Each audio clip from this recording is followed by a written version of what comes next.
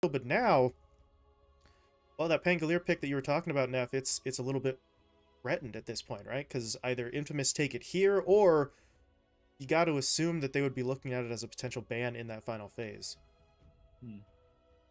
I mean, it could just make it through completely. We mentioned that Pudge usually run in the 1 and Leshrac in the 2, and that's kind of where the Pango sits. You've really got no right-click damage on your side on Cringe Crew if That is you true. decide to go for a Pango here. And again, I'm concerned about the BKB problem right now. Sure, you don't have BKB building heroes on the side of Infamous yet, but all of your damage right now is magical. Like, you get a Mage Slayer, you get a Wraith Pack Totem, you get a Pipe on the Tide Hunter, all of a sudden your heroes are not doing damage. You've got no clickers. You need at least one clicker on your team. Which makes me think maybe we are going to see that sort of swap up on the positions here so that they can get someone with that kind of right-click potential, but first we have to see what Infamous want here. There we go. Took a little bit of time to... Okay. I like it. A little bit of time to think about it, but it is the AA, and you do have some nice setup, right? To make sure that that Ice Blast hits. Every other member of the team has some sort of stun, and honestly, you could drop Ice Blast in on top of Disruptor's ult as well, just to maybe use your opponent's ult to bait them together, so if everybody's collapsing on a Static Storm, then Ancient Apparition is going to be able to hit that shot. I know this is a little bit off topic, but how would you feel about like an ice cream cone persona for Ancient Apparition? I believe we would immediately get hit by a lawsuit from Nintendo. Pretty damn sure that's just a Pokemon. Yeah.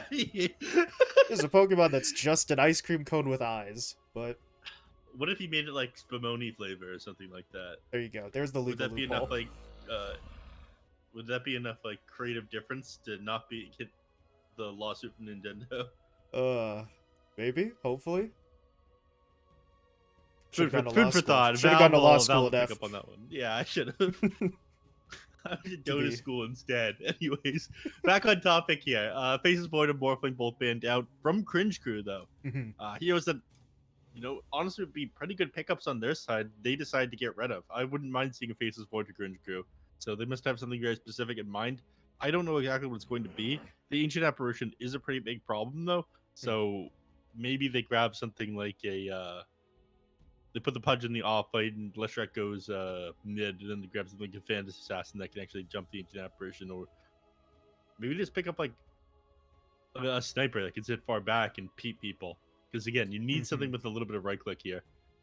And looking at Infamous's bans, they're fairly certain that this is going to be the position 1 Pudge. They banned out a pair of offlaners in the final phase. That Dawnbreaker pick actually does not answer the question. Could still run. Where? Yeah. We'll have to wait and see who actually selects the heroes here, but the Dawnbreaker does give them a little bit more... gives you some damage, gives you some durability, you've got a little bit more teamfight to work with, but I still feel like it's a hero that has to be careful. Ancient Apparition still kind of ruins a lot of what Cringe Crew try to do if they group up. Yeah. It really shuts down the Leshrac and the Pudge again. Leshrac's entire strength is the fact that he can go in with a Bloodstone and not need anyone to protect him. He gets clipped by that Ice Blast. All of a sudden, he's melting before he can output any damage. Bloodstone never activates. He just dies. Dangerous stuff there. The Dawnbreaker does answer some of the problems because again, Starbreaker is an amazing ability. Huge physical damage comes out of that one. But the question is if Dawnbreaker is going to be able to be the hero that can get onto the Ancient Apparition on the backline before the Ice Blast hits the Pudge or the Leshrac. And I don't think Dawnbreaker is that hero, unfortunately. Unless you're playing a core role, you manage to get a Blink Dagger, and start of every team fight, you blink on Ancient Apparition and Starbreaker him. Meanwhile, for Infamous, okay. Carry pick comes in. Yep. That is a Kataro Chaos Knight. High damage, high durability, frontline.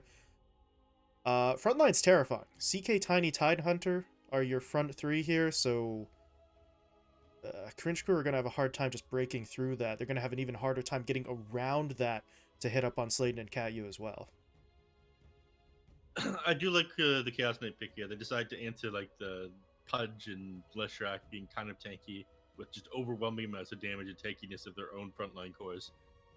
So as long as they can burst through the Pudge with the Chaos Knight, and Taro has a decent start to his game, I think things should go pretty well with Infamous. I definitely prefer their draft here. I'm normally not a fan of Ancient Apparition. I think he's a bad hero who's got like one good ability, and that's his ultimate. The rest of his kit is incredibly underwhelming, but I do like their lineup here. I think the AA happens to counter both the Pudge and the Leshrac incredibly, so I'm with them.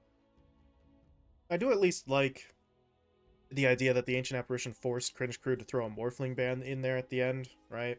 Because you obviously can't take it, but your opponent still needed to carry. But other than that, yeah, it's good when you hit the ult, right? When the ult lands on a multiple heroes, you feel like a genius, but that's one scenario to justify taking a hero as opposed to any other. But we'll see how it goes, because for all we know, Neff, at the end of this one, we're talking up how well Cat you played and how impressive his stat line looks, you know? Yep. But it wouldn't be Pro Shooter without a pause at the beginning of the game. Hey. Let's go, Kmart! Pause into the game. I cannot wait. Oscar's DC'd. Oh boy, not quite every time, but often enough. Yeah, he's coming back pretty quickly though. So, you know what? At this point, I don't know. Are these even for lag, Neff, or is it just to keep up the tradition? Maybe. These ones are to keep up the tradition. Fake surely. DCs. Yeah, you'd think with 15 minutes of draft time, people would be ready to play, but I suppose we're not there yet. Well, Oscar's on his way back. Both sides should be ready to go. In fact, Flea already says that Cringe Crew are good, so should be getting the game underway in just a moment. But while we're still paused, a moment to kind of remind you. Remind me or the viewers? The viewers. I'm letting the voice lines play out first, though. But this is the upper bracket final of this bracket. It's only a 4-team one, so it feels kind of weird to say that. But the point is, the team that wins this series punches their ticket to that second phase and will be, well, done playing games for a couple of days, right? They'll get to sit back and relax and watch the other teams sweat it out in the remainder of the bracket. So, want to be the first team in, get to that second phase in the group stage. Yeah, and you don't want to be sweaty by the time phase 2 starts. Don't want to be really sweaty ever. Perfectly honest. Cringe Crew. All the way around on the rotation. Is Realm going to go for it? Yes, he is. He gets the hook. Into the stun. Tiny is going down. Sebas will fall. They're going to try and trade this out. Realm is dropping as well. They will find him, but Oscar, yeah, he had to stand right in the middle of all of that, absorb all that damage. So while they will get the kill on the Pudge, they lose a second hero. Should not be a third. Sladen just walks through the trees, but that long rotation across the river works out well. Yeah. Not only that, but I ended up in the ward as well. And the kill ended up going away too. So you got your mid laner with the early gold advantage. You're sitting on 579 money in the bank, so he'll be able to get that bottle incredibly quickly. Excellent start there for Cringe Crew. They're looking to punch their way to tier. God, I keep saying tier 2. Phase 2 of this tournament pretty quickly here. You're going to get 3 of the 4 bounty runes here as well, so First Blood, a 2-for-1, 3 out of 4 bounties. That's about as strong a start as you can hope for, and Sooth should have that bottle already on its way out to him, indeed. So, yeah, that makes that it's a shame that easier. Yeah, his base damage compared to the Tinies is absolutely pathetic, so. Yeah, that's not great. Sebas with the tree is just going to be even more annoying to sort of try to outlast it, but at least Zeus will have some more mana to work with. We'll see what the split looks like for him between the Edict and the Storm, right? Yeah, usually Leshrac will start the first point is Split Earth because it's the highest damage ability, level 1, doing 120. Tiny can't really contest those hits that he goes for with that one. And then you put 2 points on Lightning Storm, so you have an ability that comes out a little bit faster. Hits the entire wave.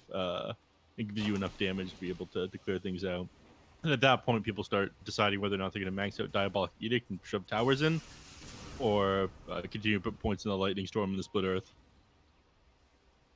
I was just watching Flea run halfway across the map, ran from top lane all the way through the jungle down to mid before Sladen eventually just kind of gave up on chasing him, but It leaves your Snapfire out of lane for quite some time. Part of the reason why you see Sunlight, aka MMR Tourist here, having to play back just a little bit because he was in a 2v1 for about 45 seconds there. Flea's the real tourist here. Sunlight's just like, dude, where did you go? Yeah, I'm getting my ass handed over here. Meanwhile, down bot, they are going to be able to bully up the Warden as Sladen gave up on the chase on Flea, TP'd bot, got the arrow in. Very nearly died for it, Neph, but ooh, able to stay alive, able to sidestep a hook. He should be okay, sitting on 1 tango left after this one ends, so... Yeah, As long as he doesn't get close to his ring of health. Oh, he's talking about Sladen, yeah. Marturis managed to find the kill off on the cat. You hear they're looking for more? Gonna put some damage into Guitaro as well, but underneath the tower, can't get any hits there on MMR Tours, otherwise he aggroes. Oh, they got the 1, taking down the Ancient Apparition.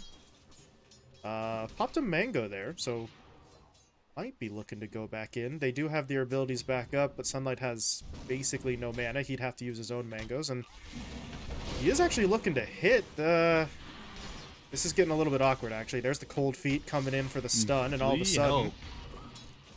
This is a very strange fight. Yeah, Flea wasn't there for any of that. He was off trying to go for the pull and or D-ward on that camp, so... If he's there, if they have the Cookie Stun, maybe they get Kataro, but they weren't quite on the same page. Yeah, but I mean, they saw Flea on the other side clearing out the Sentry Ward, and that's why they knew it was safe. Well, decided to commit on to the Dawnbreaker with that small opportunity that they had. There was some action happening down in the bottom lane, but not much came of it while that stuff was happening up top. Probably not going to see... Oh, I eat my words. He's dead. Sladen into the neutral creeps. Okay. Nicely done. He knew. I'm going down. Let's just get the deny off here. Good hook from Realm, though. Gotta give him credit for hitting that shot. Just not able to actually get the kill. Yeah, he's been on point with them so far this game. The only bad part about dying to neutral creeps is you don't get yourself a free TP when you die, and yeah, your death timer is a little bit higher as well. But better than giving up the XP and gold over to the Disruptor, in my opinion. Right. Look at this. If you die, maybe he gets himself boots, and he's able to get back down to the bottom lane after filling up Leshrax's bottle of the mid that much quicker. So instead, you have a little bit of time to trade and harass Realm. Yeah, good news for Realm, though, is that he's farming pretty damn well in this lane. 21 and 6. Not quite doubling up Oscar, but maybe getting to that threshold, so... Or at least feeling pretty good about that. Yeah, you've lost your Pudge once and your Disruptor twice, but... Yeah, steady farm could just kind of take away those concerns here. Although on the other side, Oscar may not have as much farm neph, but he doesn't need as much to be effective, right? I mean, he's Tidehunter. Once he hits level 6, he's always a threat. Yeah, it is pretty important for him to get these big items this game. Realm, he's probably going to be fine here. Oh, well... You don't want to took him. That kind of complicates that process a little bit, and now Sladen is just trying to get some right clicks in. You gotta be careful, though. Yeah, there's the Gush again. Oscar, that's a tower. Yeah. Ooh. Very nearly taken down. Past a Tango as he backs off. Is he gonna try to go? Oh, nice try. Get that damn creep out of the way. He saw that creep. It ran right in front of the hook. Realm would have hit that otherwise. Crazy how often that happens to me when I throw my hooks out. Actually, I don't play that hero. I have a little bit of self-respect.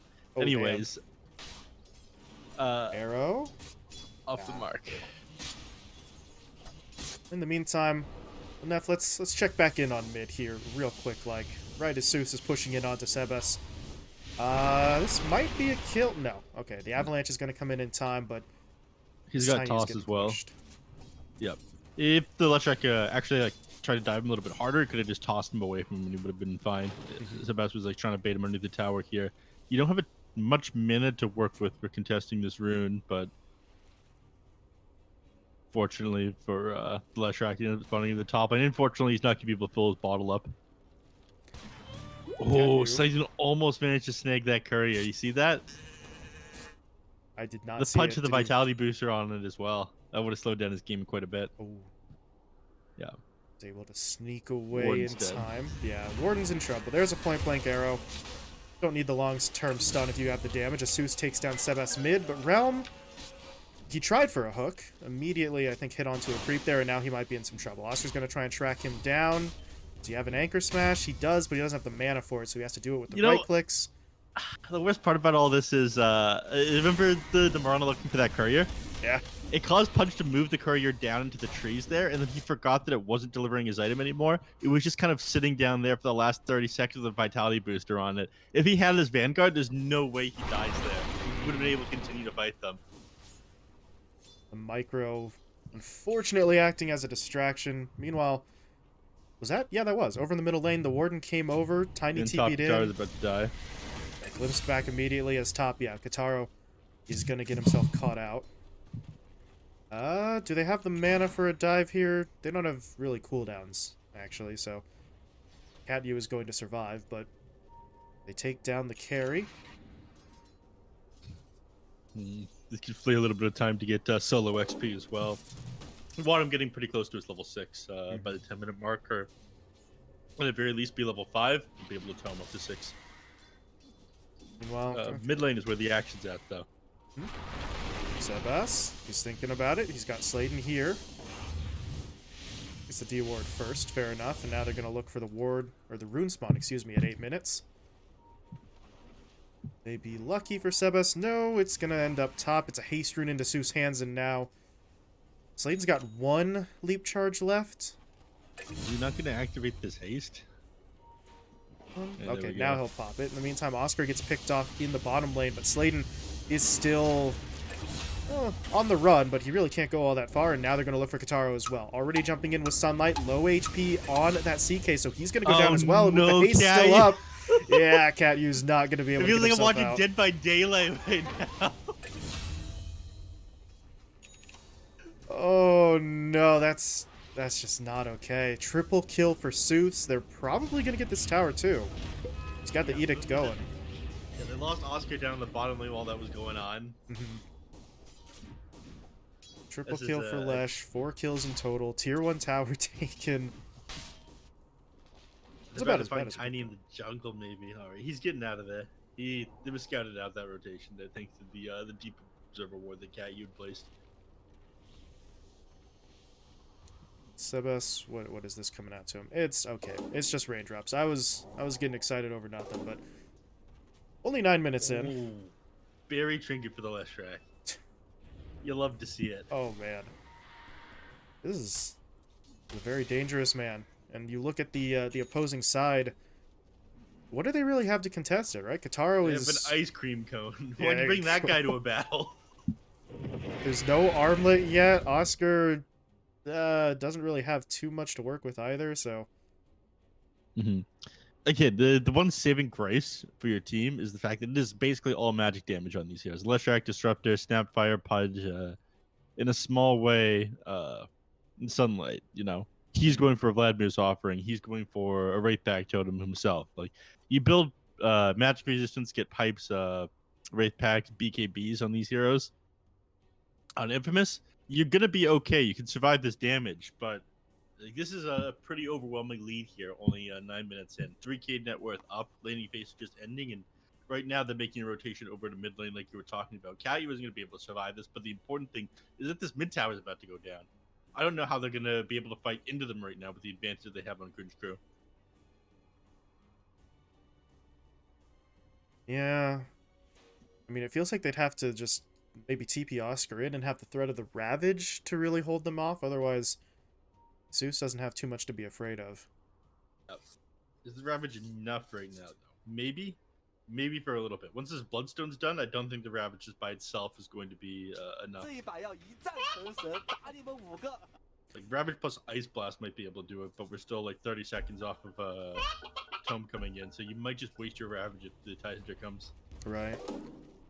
He's not really all that close to level 6 on the Ancient Apparition, so. For now, at least, it looks like the push isn't quite coming yet. Seuss is instead farming up the jungle, so it is going to buy them a little bit of time. But with this many heroes hanging out, yeah, they're either looking for the tower or they're looking for a fight. As Realm is going to go for the hook. Catmu's pulled. Sebas is able to grab the rune, I guess, but the Warden's just holding Glimpse. Yeah, here it comes. Solar Guardian coming in. And this Tiny is suddenly caught in a 1v5. Keep the rune out of your opponent's hands, I guess, but that still doesn't feel really worth. This is their potential timing right now on Infamous. They get level 6 on the Ancient Apparition, 10-minute Tome comes into play. You can TP the Tidehunter to the mid lane, try to stop a push, and then hit them with a Ravage Ice Blast. That's their comeback play at the moment, and I think that they need to set this up pretty quickly because it is very clear that... nice try there, Slayton. It's very clear that they want to shove the mid lane in with this Leshrac. We talked about, like, the changing up of these builds on Leshracs based on what their objectives are. He's got 3 points in the Diabolic Edict. He wants to push. They want to play fast. Glimpse onto Sladen. Pulls him back into the kinetic field, so Sladen doesn't really have any means to get out just yet, but well, once it wears away, he's going to try to leap out. Last Thunderstrike isn't enough to kill him. Turns around for the arrow to keep Zeus off his back, but he doesn't have any more charges on the leap, and +1. Realm is able to line it up. Lee may be sacrificed in exchange, though, at this point, but I think you're okay with that one. As you said, that's a charge for the Pudge, so yeah. 5 flesh heap right now. Pudge isn't going to be that scary up until his Aghanim Scepter is done. He's still sitting like 2,000 gold. No, 3,000 away from that. NA maths. It's hard sometimes. Meanwhile, tower does get taken. Sebas was able to make use of that DD rune, so an objective gets claimed on the Infamous side. Some much-needed gold for them, and now they're looking for a bit of a wrap. They smoked their way towards mid. This is not exactly the sneakiest play in the world. Static Storm, though, deployed onto 2. Good shot from Sladen, though. Hitting the arrow. That's going to stun the Warden up. Flea's trying to do some damage with the kisses, and Oscar is actually going to go down.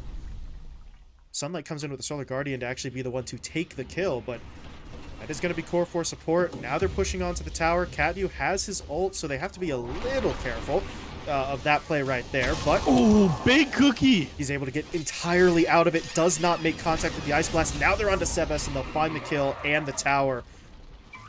Flea with the reactions. That's huge. Yeah. Dude, Flea is so good, man. Despite the fact that guy being incredibly cringe, he is so good. That cookie right out of the Ice Blast there, that was sick. He is truly the beating cringe heart of this Cringe Crew lineup. It's true. Yeah, that was actually pretty damn important. I don't know if the Ice Blast leads into the Leshrac kill, but you make sure that that's not even possible with the cookie play. Yeah, it was stylish if nothing else. Now Cringe Crew pushed the lead to 4K. They've taken towers both top and mid. Ooh. Good attempt.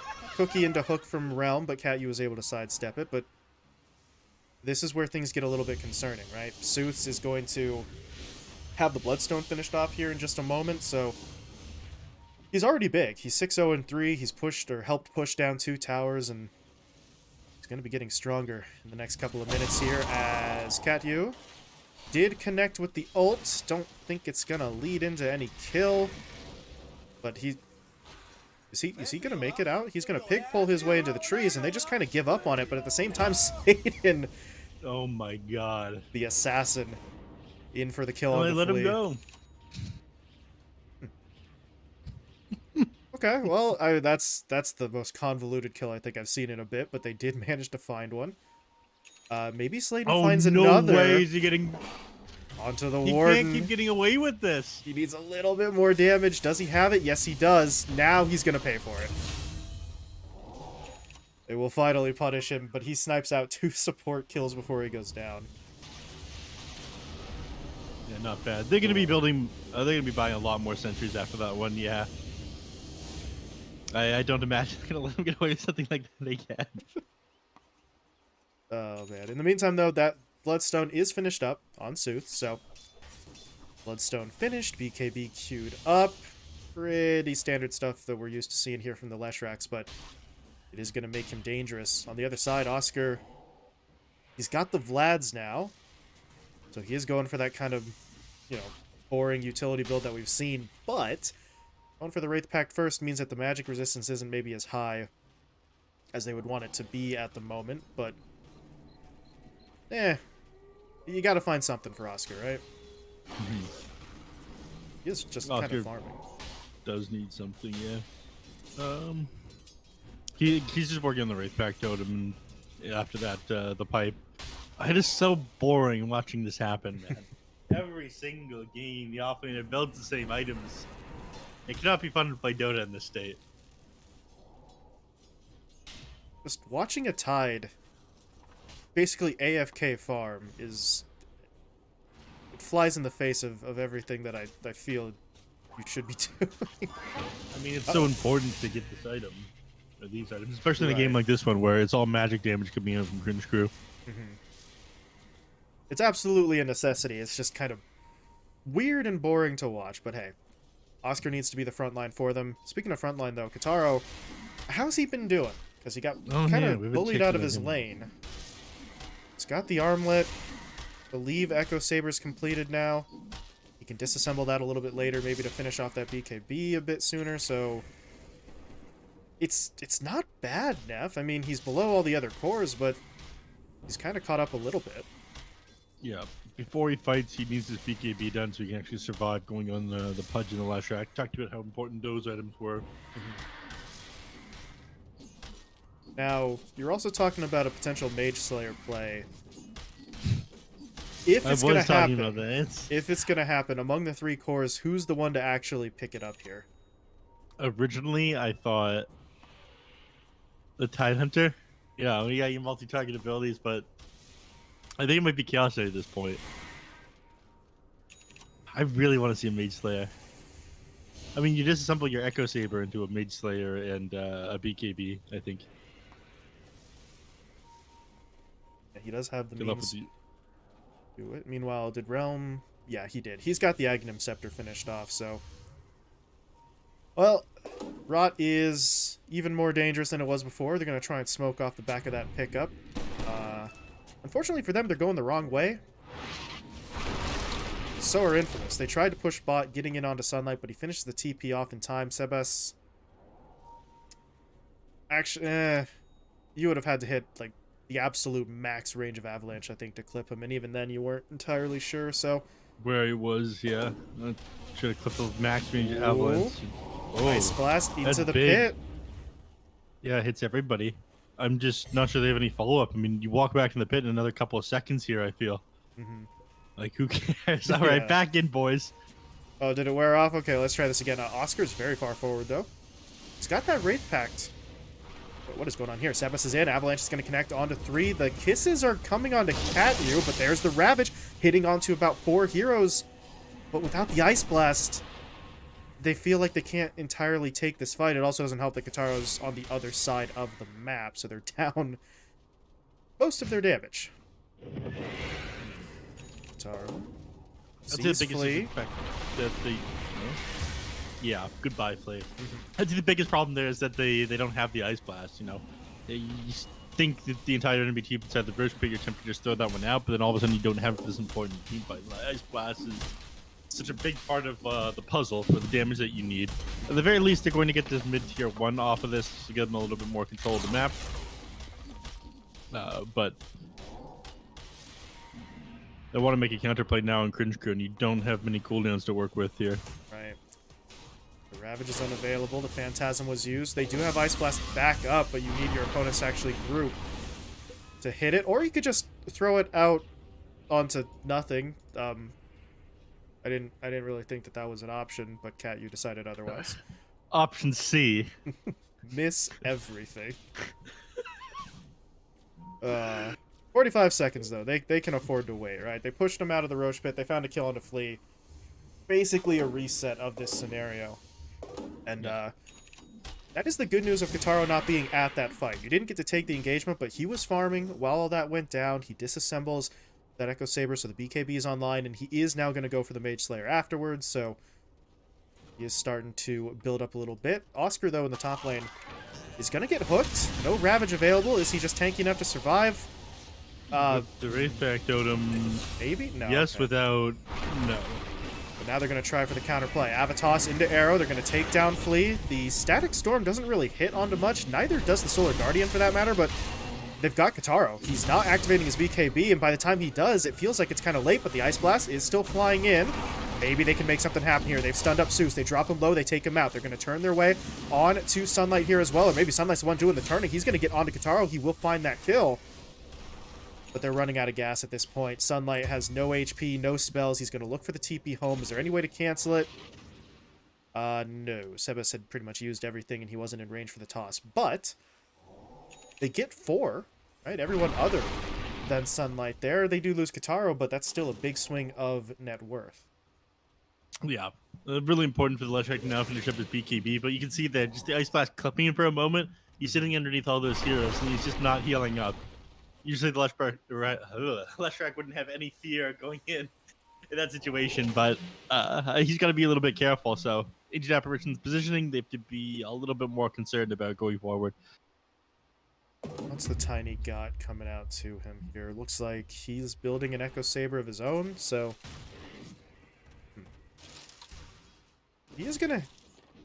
Excuse me, wow. He is gonna have that sort of extra bit to his combo, right? Avatos into the 2 hits.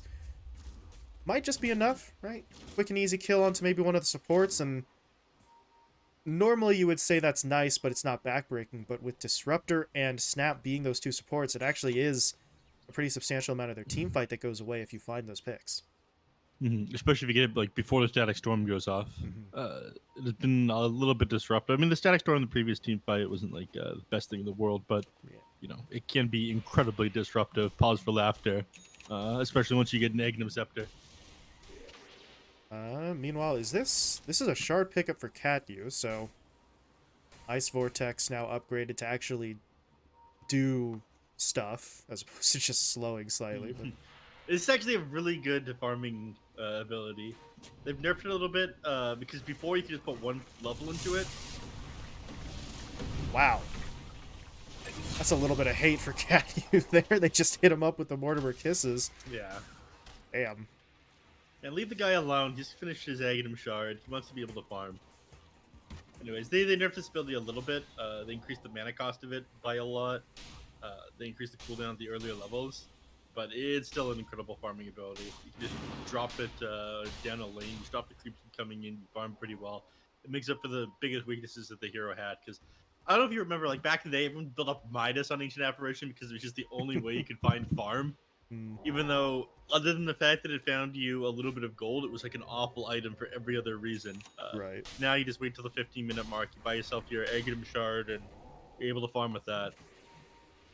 Like, he can't even push in waves by himself before without this Aghanim Shard. Ancient Apparition goes back to push a lane, it takes him like 30 seconds to clear it out. It was incredibly sad. It's like an ice cream cone dropped on the floor.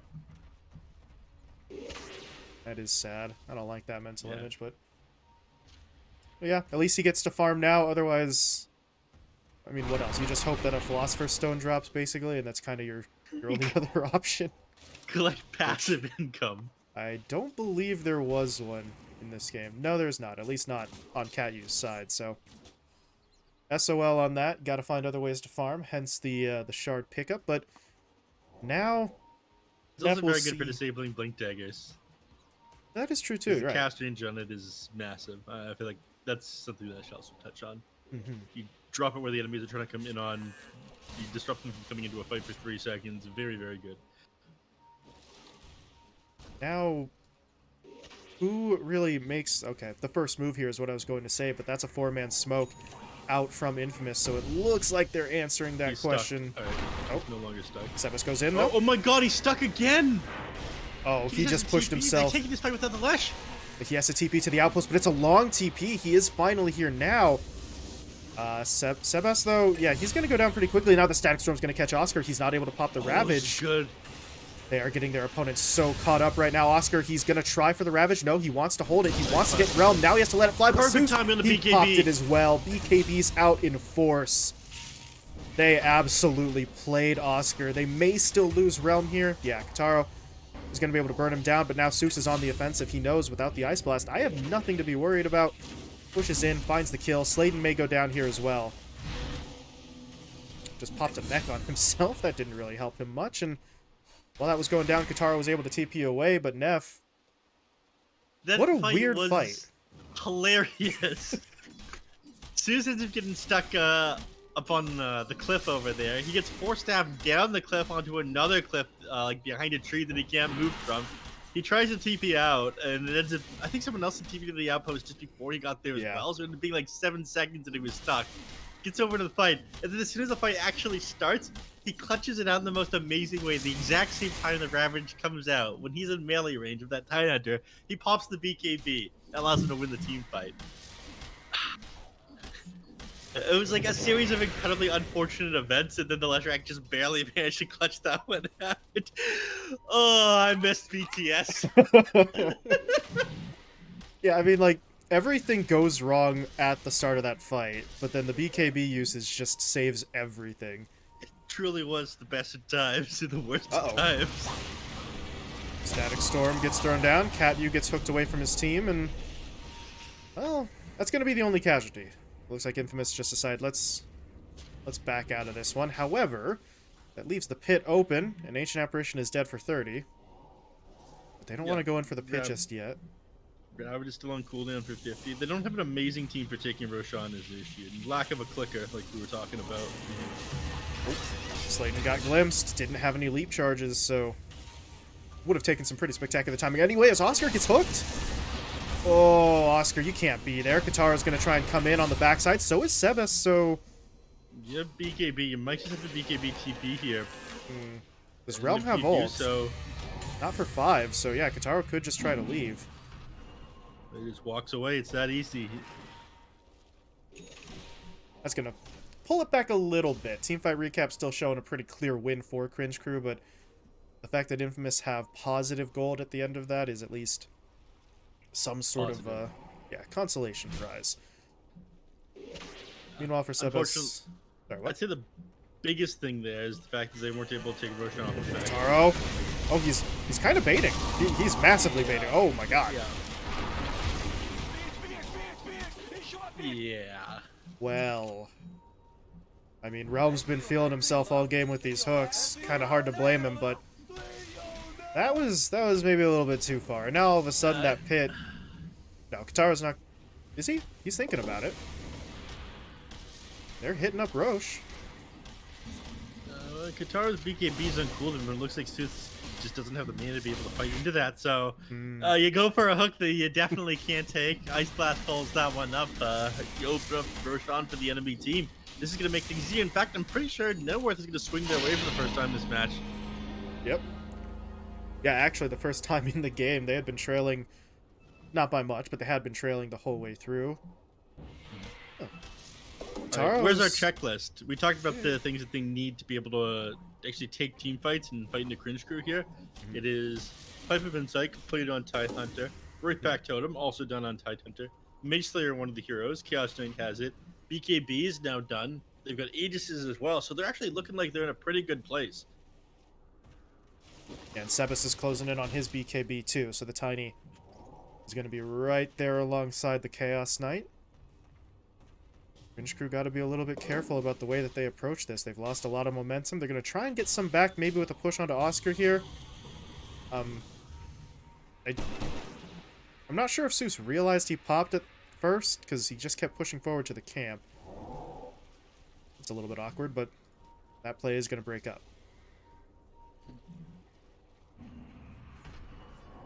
Of course, I don't know, Neph. Even if they go onto Oscar, he's a pretty tanky boy, and with the outpost nearby, they could have TP'd help onto it, so maybe it's for the best they don't go in for that. Oh, he's going for the Mage Slayer as well.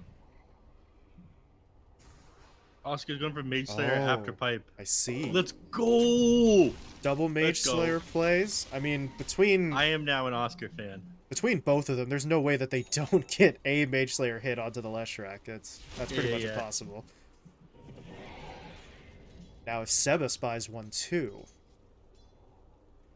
then things actually, I'm not sure if it's going to be worth it for the Tiny to find one as well, but no, he does at least have his BKB. Yeah. He does have an Oblivion Staff, though. You're halfway to a Mage Slayer right there. And just think about it, Sebastian. You have 3 Mage Slayer. It's so funny. This is like a meme item. This is like a meme item for the longest time, but it's genuinely very good. Like, the fact that it gives you 25% magic resist, Hood only gives you 18. on top of the effect that it does. Mm-hmm. Reducing spell damage by 35%. You know, again, it's all magic damage on these heroes from Cringe Crew. Like, you hit a Leshrac or a Pudge with it, you are significantly reducing their damage inside the team fight. And by significantly, I mean by 35%, that number I just mentioned. Give it exact number, but yeah, like they've had to walk it in, right? Because when it first came out, it was just like, why? What is this? But now, It was like it gave you agility and whatnot at first, and not that much magic resist. And I think the spell damage reduction was lower than it was right now. But now It made it good. It's still situational, but yeah, it's much better now. Speaking of better, we've got the Echo Saber reassembled by Sebas at the same time. Oscar got himself a Blink. Speaking of Blink, Sebas is in. There's Avatos on a 2. They will clean up the supports just like that. Yep. Pushing on to the just tier your core 2. heroes, and again, fighting into this Mage Slayer that we were talking about. You don't have enough magic damage to fight into them at the moment. You're still holding on to Ravage. You're still holding on to Ice Blast. Can they defend the high ground? The answer is no. Ooh, Sebas. Okay. Nice hook. That's impressive. Hooks him out of the air. Sebas, though, in some trouble. BKB wasn't activated. He is going to pop it now, though, but he's already lost most of his health. Needs a little bit of backup from the rest of the team, but it looks like they are going to be able to cover his retreat. Katara, though, did get pulled back in, but this might be a fight he wants. He's got the Aegis, and he's going to win the 1v1 against Realm. Ravage now from Oscar. Blinks in. Hits 3. Sebas in with the Avatos as well. Zeus, dangerously low on HP. Can they actually finish him off, though? Not quite. Sladen actually leaped forward to try and finish the job, and he will get it. Now things are looking a little bit rough. Buyback has to come in from the Leshrac, but his teammates are dropping. They've lost Sunlight. He does not have money for his own buyback. Mortimer Kisses are flying through. Not the highest damage output in the world, but it might just be enough. They pulled Kataro into the Static Storm. Finally able to get through him and his Aegis. Sebas will now fall too. And I think they've managed to hold the line just barely, although Flea? Yeah, Flea's not going to make it out. He will fall. Oscar blinks into the enemy team as this is going on. Tries to get... Alright, Suits, does he have enough magic damage after this? Oh, he doesn't have the Mage Slayer. Alright, I gotta stop going off about the Mage Slayer. He's got the pipe in a couple seconds here. He can pop his, buy himself a little bit more time to try to fight the Suits here. And not enough magic damage onto Oscar here once the Wraith Back Totem and the pipe is out. But they can bring him back down, and yeah, just enough mana on Suits to be able to finish him off. Oh boy. So Neph, Cringe Crew, technically speaking, they hold the objective, right? That is the important aspect here, that racks don't go down, but they lost a lot of heroes. They used a potentially important buyback on the Leshrac, so the resources do get one thinned. thing I missed inside the team fight that maybe you can clear up for me. The Chaos Knight, was he pulled back into the Static Storm with a glimpse? I think he was. Okay, I wasn't sure how he got back over there. I looked away for like half a second, and all of a sudden he was like super out of position underneath the Static Storm, under the tier 4 towers. But glimpse is like the only thing I can think of that put him back over there. The first one was the hook, then the second one I think was the glimpse. Because I think Punch was dead at the time for the second one. Yeah, there was a super sick hook at the beginning of that team fight, like pull the Dawnbreaker back in, but buyback was definitely necessary. I didn't have a way to bring down the Leshrac a second time. He was incredibly tanky. So the question is if they try to run it back again on the side of Infamous, just run down the lanes, try to grab the Leshrac. I think if they kill him, it's basically game over. Or they wait it out for the next Roshan. You got at least 2 minutes and 40 seconds before the next Aegis is going to be back up. We'll see whether or not you want to just like rush the game or play it as safe as possible. Because I think that going further in this game, you do continue to have the advantage, especially as you get a couple more items. But they're feeling this huge power spike from playing against these spell damage heroes, having BKBs and the pipe and the Wraith Pack Totem. Like they had to dive so far forward in order for Cringe Crew to take that fight. We got the go ahead from Flea, so at least the Cringe Crew side are ready, but waiting to see if we get the all clear from Infamous to get this game back underway. Nobody actually DC'd at this point, so everyone should still be here, but hope lightning hit somebody's house again. Well, I don't hope that happened. Whoa, yeah, I just thought it was cool. Allegedly happened. I haven't seen any pictures of that one either. Allegedly. Yeah. But yeah, no picture was sent, so we still do not have our proof of lightning slash I didn't even badassery. want proof. I just think it was really cool. Have him take the picture, have him sign it, and send it to you. Mhm. That's something worth putting on the wall. Just a dude sitting in a house, lightning strike in the background. But we have yet to receive that picture. But still waiting. Fingers crossed. You know, it's not too late. Sebas, though, he's looking for a kill. He's going to jump in onto the Dawnbreaker. He's got the arrow in from Sladen to follow it up. They need a little bit more damage, though, to actually finish this. And now with the Static Storm coming in, it is a little bit iffy, but yeah. Sebas says, yeah, I want the kill. He's willing to pop the BKB for it. And honestly, it's probably worth going for. We saw in the last fight, Neph, that Sunlight does not have money for buyback. That continues to be the case, so he's down for quite some time here. Can they do anything with this, though? I mean, Kataro's pushing down mid. I mean, gave him 2 options, whether they could wait for Roche or just run it down. You don't have buyback from Leshrac. Yeah. I'm pretty sure they can do it Didn't have now. that in the previous fight.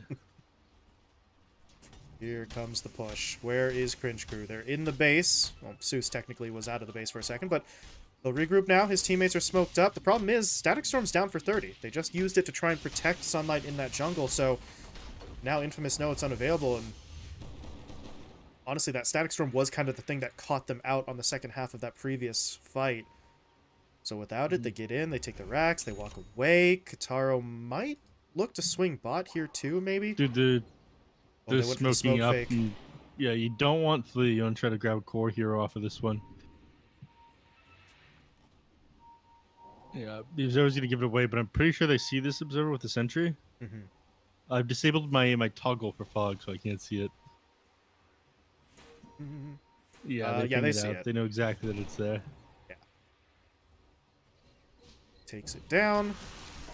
It was worth a try if you're Infamous. Okay, Seuss Courier was just kind of hanging out at the secret shop. Gonna get taken down. Mm-hmm. And yeah, I think, yeah, they're gonna start turning their attention towards bot. Tier 2's already fallen. They can push in onto the high ground. They just need to not split up, which is kind of what they're doing right now, exactly when Cringe Crew have smoked up as 5 and pushed out themselves. So they got to make sure nobody gets caught here. Cringe Crew are not on a direct collision course with anybody at the moment. They might run into some phantasms, though. But their smokes aren't going to break off of these, so they're going to know that they're fake. However, Caillou is very real. Yeah, that's unfortunate. He was able to clip Seuss with the Ice Blast there, so... Well, oh, Oscar. Okay, he got the Ravage. He connected onto 3. Just out of nowhere, blinks in, ravages 2, or excuse me, 3. Kataro kills 2. And wow, that really felt like Cringe Crew were going to be able to find that pick and get away. Instead, they get punished heavily. And yeah, I was surprised that Oscar committed the Ravage, but it ended up being a big one. Mm-hmm. When I heard it, I was kind of confused. I didn't really know who was close, but Link gets him into range, and well, Roche didn't quite cooperate. It's not a very long respawn timer, but it's still 40 seconds out, so by the time it respawns, Cringe Crew should have their forces back up and running. Yeah, but they happen to have very good vision around the pit right now as well. There's Observer both on top of the cliff here by the pit and on the low ground, or sorry, just above the cliff over near the mid lane. Gives them vision of everything happening around the pit right now. They can see Oscar walking into it, and they're going to know that's... Oh, I take that back. Gem on Tiny ends up clearing out one of them. Oh. Okay. Able to take down one, but they still hold the... Whoa! That is a lot of damage. Okay, Suits, that's a problem. Yeah. Is he... No, he's dead. They pull him back in. Kataro does have that Reality Rift talent. Now they're going to get Sunlight as well. Sunlight, I don't know about that decision, but now he's dead. That's game over. No buybacks. How much the damage was there from Tiny? So Tiny had just completed the Aghanim Scepter. People don't build this item on Tiny anymore. There's not enough trees on the map. It gets stood out kind of slowly. It just doesn't feel like a very good item no more. But he'd complete it, he'd pop into the trees, and then you just barrage the Leshrac there, end up doing another like 1,500 damage to him. I don't think he expected that kind of damage to come out, and again, no buyback available. He's dead for 80 seconds here. How do they defend? I mean, Realm's trying to look for some sort of miracle hook play, but if he doesn't find it, I don't really think they can do anything. Okay, there's the hook. Where's the static? There isn't going to be one. Now they stun up Realm. Gonna make the jump. Ice Blast doesn't really connect well, but it doesn't need to. Stalling things at the very least, but eyes on the prize here. Ooh. I think still Phantasm back up as well. I don't think you can fight into this. 50 seconds to the Leshrac. This game is done. Dude, look at all the ice vortexes in the fountain. This is vision, man. Vision up to the high ground. Okay, Oscar. Oscar, okay, I see you. Blinks into the fountain, pops the Ravage. He'll die for it, but it's all a distraction. The Ancient's going down, and Infamous will continue their unbeaten streak. Neph, 3 victories in a row now here in Pro Series. As long as somebody hits the Ancient. As soon as they finish farming out these heroes, yeah. As long as they do it before the Leshrac gets up. Infamous take game number 1. Looking dicey for them at the beginning of this one. I'm going to be honest, I didn't like the draft on the side of Infamous at first. I said, okay, if they get to a certain point and Cringe Crew, they don't manage to close this one out, they will have the advantage, and that did eventually happen. They went all in on the Magic, and once the BKB was done on the Chaos Knight, once the pipe and the Wraith Pack Totem were done, it became... He had damage problems, you know? Yeah, and that's kind of the risk that they took, going for what ended up being pretty much an exclusively magic damage-based lineup. Taking a look at the graph, for the first half of the game, it was working for them to an extent. I mean, these aren't massive leads. I think the highest was like 4 or 5k, but once Infamous had BKBs, once they had Mage Slayers, you tanked. You didn't have any damage. You didn't have any way of winning these fights. Oh, clean victory here. Game number 1 for Infamous, looking good. Looking to rep South America going into phase 2 here. I mean, I'd say that South America has enough representatives in in the BTS Pro Series 13, and it kind of in shambles, other than yesterday, you know.